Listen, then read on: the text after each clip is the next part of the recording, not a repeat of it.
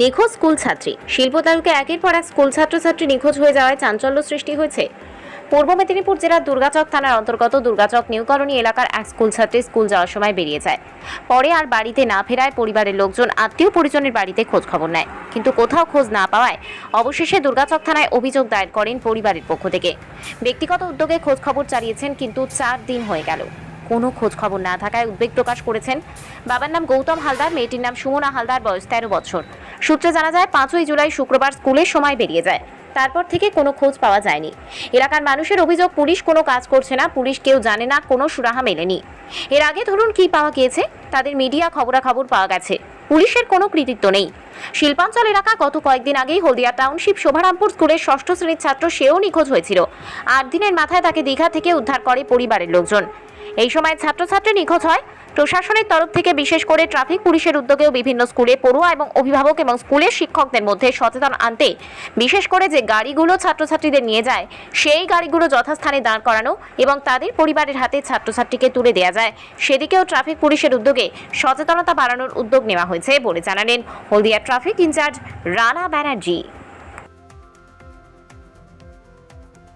কেকার পেস্ট্রিতে জিবে জল সপারি, ওয়াও আশাতে লাজবাব নিউ বিদ্যুৎ বেকারি।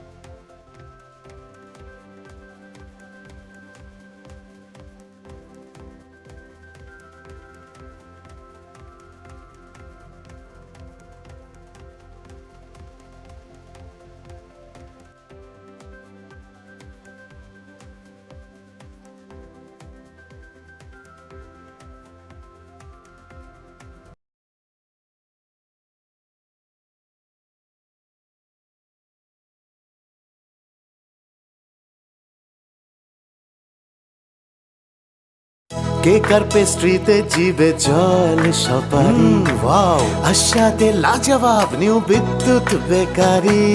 টিপটপ টিফিনে और हैप्पी पार्टी, নিউ বিদ্যুৎ বেকারি। মানডে টু সানডে ছোট বড় সবার পছন্দ একটাই, নিউ বিদ্যুৎ বেকারি।